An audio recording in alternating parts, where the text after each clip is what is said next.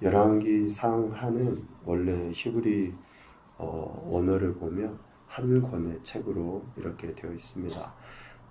우리 한글 성경으로 번역하면서 이렇게 상하로 구분이 되어 있죠. 그래서 기록 목적이라든지 또 어떤 그 개관이 동일합니다. 시대 순에 따라서 나뉘어진 것으로 이렇게 이해를 하면 될 것 같습니다. 특별히 열왕기상은 이스라엘이 한창 번창했을 때죠.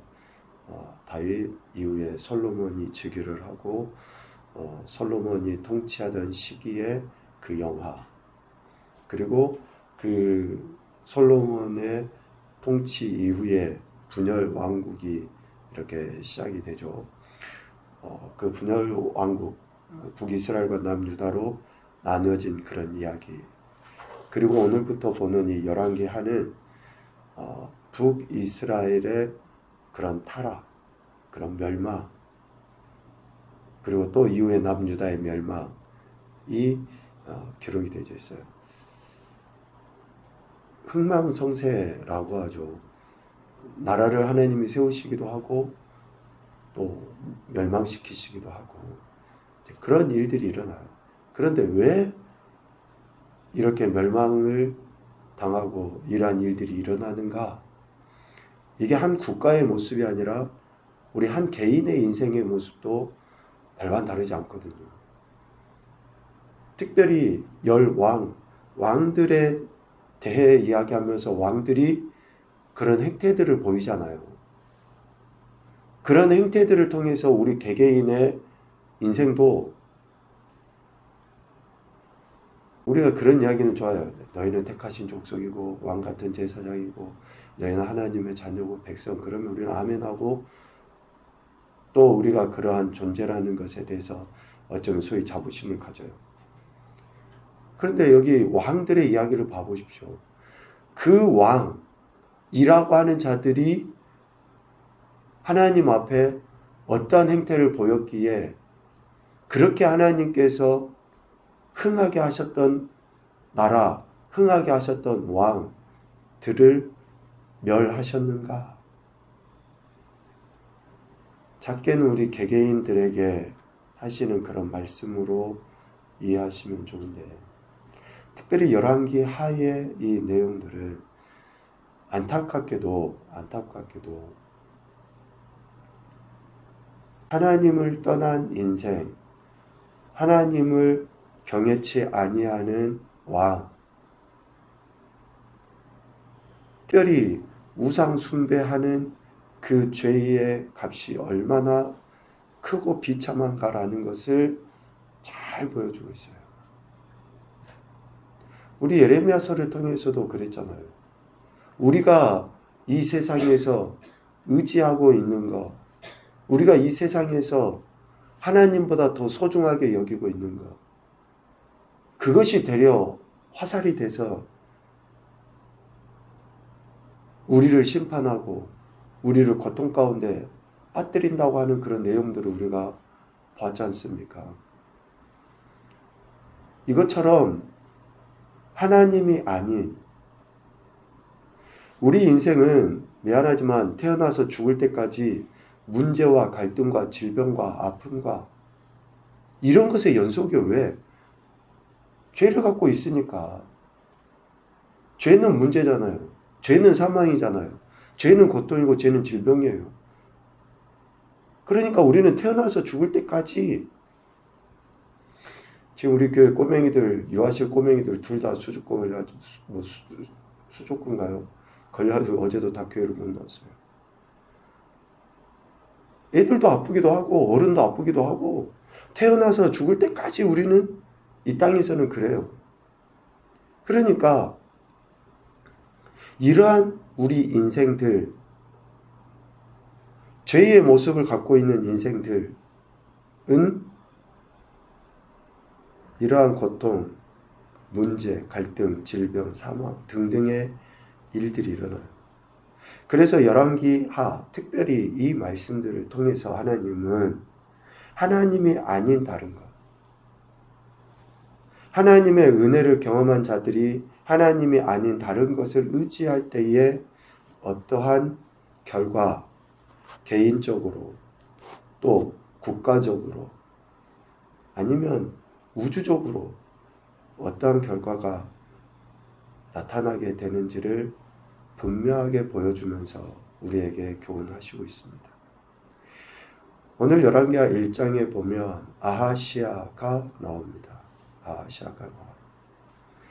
북이스라엘의 역사, 여로보암부터 시작된 북이스라엘의 역사 여러 가지로 이야기할 수 있겠지만 북이스라엘 왕들의 역사를 그냥 단순하게 한마디로 정의하면 하나님을 떠난 왕들이라고 할 수 있어요. 시작이 그래요. 시작. 첫 단추 여로보암이 왕이 된 것부터가 하나님의 뜻대로 상관없이 하나님을 거역한 것으로 시작이 되어 있는 거죠. 그 가운데에 아합 1절에 나와 있는 아합이 죽은 후에 누가 제일로 악한 왕입니까? 그러면 그냥 아합이 제일 먼저 떠올릴 수밖에 없어요. 열왕기상 16장 33절에 보면 아합에 대해서 마지막으로 평가하시는데 이렇게 돼 있어요. 이전에 이스라엘의 모든 왕보다 심히 이스라엘 하나님을 노하시게 하였더라. 이전에 이스라엘의 모든 왕보다 하나님을 더 노하시게 했다. 그러한 인물이 이세벨과 결혼하고 그러한 일들을 행하는 모든 악한 일들을 북이스라엘의 시작이라고 할 수 있는 여로보암의 죄를 따라 행하고 오히려 여로보암의 죄를 가볍게 여겼던 사람이 가볍게 그 아합. 근데 우리가 지혜도 얻을 수 있어요. 여기에서 1절에 보면 아합이 죽은 후에 왕들이 천년만년 살 것처럼 자기들이 생각을 해요. 영원토록 죽지 않고 자기가 끝까지 통치하고 끝까지 그렇게 뭔가 할 거라고 여겨요. 그런데 사람은 누구나 다 죽게 돼 있다니까요. 안 죽는 사람 없어요. 누구나 다 죽게 돼 있어요. 아멘 하셨으면 좋겠습니다, 여러분. 죽는 것도 아멘이에요. 안 죽고 살아있다 생각해 보세요. 아무리 악하게 하고 아무리 자기가 천하로 호령하는 것 같이 악을 그렇게 행해서 했다 할지라도 그도 죽어요. 이렇게 아합이 죽고 난 이후에 그의 아들 아하시아가 왕이 됩니다. 2절에 보면. 그런데 아하시아가 왕이 되었는데 아하시아에 대한 평가 역시 별반 다르질 않아요. 물론 부모가 잘못하고 또 부모가 참 미련하고 어리석어도 자식들이 똑바로 하고 또 뭔가 특출나게 하는 사람들도 정말 만에 하나 있어요. 만에 하나. 개 중에 있어요. 그런데 만에 하나 빼고 거의 다는 뭐예요? 부모가 똑바로 하지 않는데 자식들이 똑바로 하고 부모가 제대로 하는데 자식들이 제대로 못한다. 여러분 우리 이거 정말 신중하게 생각하셔야 돼요. 아니 부모는 제대로 못하고 부모는 미련하고 하나님을 거역하고 불평하고 있는데 그 중에서 정말로 하나님을 경외하는 자가 나와서 그렇게 섬긴다. 세상적으로도 사람들이 이야기하는 것을 통해서 여러분 지혜를 얻으십시오. 아니 자식은 부모가 자식의 거울인가요? 하여튼 그렇게 우리의 모습이 비춰진 대로 자식들이 그렇게 되지. 나는 제대로 안 하고 나는 똑바로 안 하고 하면서 자식들이 제대로 되기를 바라고 우리는 막 기적을 기대해보고 만에 하나의 일이 우리 집에서 일어나기를 바라는지 모르지만 아합이 이스라엘의 모든 왕보다 더욱 하나님을 노역하고 악하게 했던 그 왕인데 그의 아들 아하시아라고 별반 다를까요? 열왕기상 22장에 보면 이렇게 하고 있어요. 그가 여호와 앞에서 악을 행하여 그의 아버지의 길과 그의 어머니의 길과 이스라엘에게 범죄한 느바스 아들 여로보암의 길로 행하며 바알을 섬기고 그에게 예배했다. 여러분, 아버지가 악하게 행하니까 당연히 자식이 악하게 행하고 옳지 않은 것을 따라 행하죠. 이러한 아하시아에게 문제가 생깁니다. 2절에 그의 다락 난간에서 떨어져 병이 들었다. 이렇게 병이 든 것을 가지고 하나님 앞에 범죄해서 심판받았다. 굳이 말하고 싶지 않아요. 그럴 수도 있고 아닐 수도 있고, 누구의 죄 때문일 수도 있고 아닐 수도 있고, 나면서부터 안진병이 된 자가 그 아이의 죄인지 부모의 죄인지 그 일들을 통해서 하나님께서 영광 받으시려고 허락하신 것일 수도 있고, 우리는 딱 죄의 결과로 병들었다, 우상 숭배하니까 하나님을 만으로 여기니까 병들었다, 그럴 수도 있죠. 그런데 그 이후의 태도를 봐보십시오. 그 이후의 태도. 아하시아가 이제 병이 들었어요. 그러면 하나님을 안다라고 하는 아하시아면, 아무리 우상을 섬기고 죄를 행하는 그런 어리석은 삶을 살았다 할지라도 자기가 병이 들었을 때, 자기가 연약할 때, 문제가 생겼을 때 두 가지로 나타난다니까요. 두 가지로. 하나님을 믿지 않아도 하나님, 이런 이야기를 하는 사람이 있는가 하면, 하나님을 믿어도, 하나님을 안다고 해도 오늘 아하시아 같이 그들에게 사자들을 보내요. 아하시아가 자신들의 신하들을 보내죠. 그래서 누구에게로 가게 합니까? 에그론의 신 바알세붑에게 이 병이 낫겠느냐 물어봐라. 하나님이 아니라 우상에게 가서 물어보라는 거예요. 문제가 생길 수 있어요. 병도 들어요. 아이들도 그렇고 어른도 그렇고. 그래 했을 때에 태도가, 근데 아하시아는 병들기 전이나 병든 후에나 여전히 하나님이 아닌 우상을 의지해요. 그 결과가 어떻게 됩니까? 네가 반드시 죽으리라 라고 하는 선지자 엘리야의 예언을 전해 듣게 돼요. 하나님의 사자 엘리야의 경고를 전해 듣게 됩니다. 아하시아 이름의 뜻은 여호와께서 붙드셨다 라는 의미예요. 우리가 구약, 특별히 열왕기 상하의 말씀을 보면서 이름에 대해 뜻을 참 많이 하죠. 이름의 뜻은 정말 다 한결같이 다 좋아요. 어느 부모가 자식의 이름을 진짜 옛날처럼 막 개똥이 새똥이 이렇게 지어서 그렇게 하겠어요. 다 이름을 좋게 지어요. 의미를 담고. 이름값을 못해. 이름값을.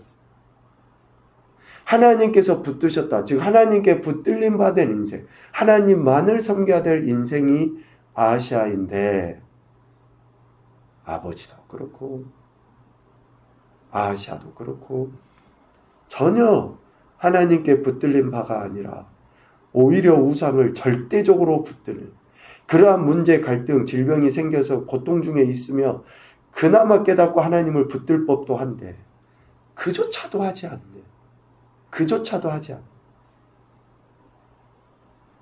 문제가 생겨서 어려움이 생기면 조금이라도 하나님에 대해서 눈꼽만큼이라도 어쩌면 양심이 있으면 하나님, 제가 하나님 앞에 그랬군요 라고 회개하고 돌이키고 하나님을 바라볼 법도 한데, 더더욱더 바알세붑에 가서 이 병이 낫겠는가 물어봐라. 이름값을 못하는 거예요. 여러분, 우리는 그리스도인입니다. 그리스도인. 예수 그리스도의 피값으로 사셔서 그리스도인이 된 거예요. 그리스도인이라는 이 이름은 그 어떤 이름과도 비교할 수 없는, 마태복음 28장에 이야기한 것처럼 하늘과 땅의 모든 권세를 가지신 그분에 의한 나, 그분을 따르는 나. 그래서 우리가 정말로 예수 그리스도를 믿는 자로서 그 존재, 그 가치를 내가 드러내 보이고 있는가? 아하시아는 그 이름의 가치를 만우리 여긴 거죠. 이렇게 여전히 마음의 완고함과 완악함 가운데 있는 아하시아, 하나님의 선지자 엘리야를 통해서 반드시 죽으리라 라고 하시는 그 경고의 말씀을 듣고 자신의 죄, 우상을 섬겼던 어리석음에서 돌이키기는커녕 어떻게 합니까? 그 경고의 말을 한 엘리야를 강제적으로 잡아오도록 군사들을 보냅니다. 첫 번째 50부장과 50명의 군사를 보내서 왕이 내려오라 라고 이야기했다라고 전하게 해요. 그랬을 때에 9절 10절에 보면 그 50부장과 50명의 군사가 불살라 죽임을 당하게 됩니다. 다시 50부장과 50명의 군사들을 보내서 속히 내려오라 라고 왕의 말을 전해요. 내려오라, 그 다음에는 속히 내려오라 라고 11절에 전하고 12절에 또 똑같이 50부장과 50명의 군사가 불에 타 죽게 됩니다. 아하시아 왕이 명령해서 엘리야에게 내려오라라고 전한 그들이 불에 타 죽게 되는데 왜 엘리야가 소위 어쩌보면 왕의 명령대로 행했던 50부장이나 군사가 무슨 죄가 있어서 불살라 죽여버렸는가, 너무 잔인한 거 아닌가 라고 이해할 수 있겠으나 여기서 내려오라 라고 하는 그 단어의 의미를 우리가 좀 이해하면 왜 하나님께서 이렇게 엘리야를 통해서 심판하셨는가라는 것을 깨닫게 돼요. 내려오라 라고 하는 그 말은 홍수처럼 급히 내려와라. 그리고 내려와서 싸워보자. 그 의미가 담겨져 있어요. 내려와서 싸워보자. 그러니까 50부장들이 엘리야에게 나와서 왕의 이야기를 전하는데 지금 왕이 당신과 싸우려 하니까 빨리 내려와 라고 하면서 이 50부장들도 엘리야를 적대시 여긴 거예요. 그래서 엘리야의 이러한 그 하나님의 역사하심에 대한 심판이 나타난 거죠. 엘리야를 하나님의 사람으로 존중하지 않고 왕인 아하시아를 저주한 인물로만 간주해서 경멸한 거예요. 9절과 11절에 50부장들이 하나님의 사람이여 왕의 말씀이 내려오라 하셨나이다, 속히 내려오라 하셨나이다 라고 하나님의 사람이여 라고 부르긴 하지만 이거는 조소 섞인 이야기고 진짜로 엘리야를 하나님의 사람으로 인정해서 한 이야기가 결코 아니라는 거죠. 이러한 불의 심판이 있고 난 이후에 세 번째 50부장이 아하시아의 명령을 받고 엘리야에게 나갑니다. 그런데 이 두 50부장과는 전혀 다른 태도를 보여요. 13, 14절에 보면 엘리야 앞에 무릎을 꿇고 호소합니다. 이르되 하나님의 사람이 원하건대 나의 생명과 당신의 종인 이 50명의 생명을 당신은 귀히 보소서. 나의 생명을 당신은 귀히 보소서. 이러한 호소로서 엘리야 앞에 나가는 거예요. 단순히 아하시아의 말을 전하는 차원의 문제가 아니라 하나님의 사람 엘리야인 것을 비로소 세 번째 50부장은 깨닫게 된 거죠. 하나님은 완고하고 악을 행하는 자들에 대해 경고하셔요. 각각 경고하십니다. 그리고 회개하지 아니하면 반드시 그 경고가 그들의 삶의 실제가 되도록 역사하셔요. 아하시아에게 경고하셨는데 여전히 완악하고 완고한 모습으로 하나님의 선지자 엘리야를 대적하려 하는 그를 결코 용납하지 아니하시고 경고하신 대로 그를 죽여요. 17절에 보면 왕이 엘리야가 전한 여호와의 말씀대로 죽고, 그가 병들어서 죽은 게 아니라 하나님 말씀에 의해서 죽은 거예요. 하나님의 말씀에 순종하지 않는 것의 결과가 결국은 죽음이라는 것을 이야기해요. 아하시아에게 경고하셨죠. 반드시 죽으리라. 그리고 하나님의 말씀대로 그가 죽게 된 겁니다. 우리가 오늘 어떠한 삶을 살아야 하는가, 다시금 깊이 생각을 해보았으면 좋겠습니다. 첫 번째 교훈입니다. 오직 하나님만을 붙잡은 인생, 하나님께 붙들린 인생이 되어야 한다. 아하시아 이름의 의미를 생각해 보십시오. 하나님께 붙잡힌 인생, 또 하나님만 붙잡은 인생이 되어야 돼요. 두 번째, 하나님의 사람에 대한 존중을 통해 하나님 말씀에 대한 경외를 보여야 한다. 하나님의 사람 엘리야에 대한 경멸은 결국 말씀하신 하나님에 대한 경멸이에요. 그에 대한 심판을 당한 것을 분명히 알 수 있습니다. 하나님의 사람에 대한 존중을 통해 하나님 말씀에 대한 경외를 보여야 되고요. 세 번째, 하나님은 경고하시고 그 경고의 말씀을 반드시 성취하시는 분이시다. 그래서 늘 우리가 하나님 중심으로, 말씀 중심으로 살아가야 하는 것이죠. 오늘 열왕기하 1장에 나와 있는 아하시아의 모습을 보면서 다시 한번 우리 자신을 되돌아보시고 오늘 한 날도 하나님 말씀만 붙잡고 그 안에 순종하며 살아가는 귀한 인생들이 되시기를 주님의 이름으로 축복합니다. 아멘.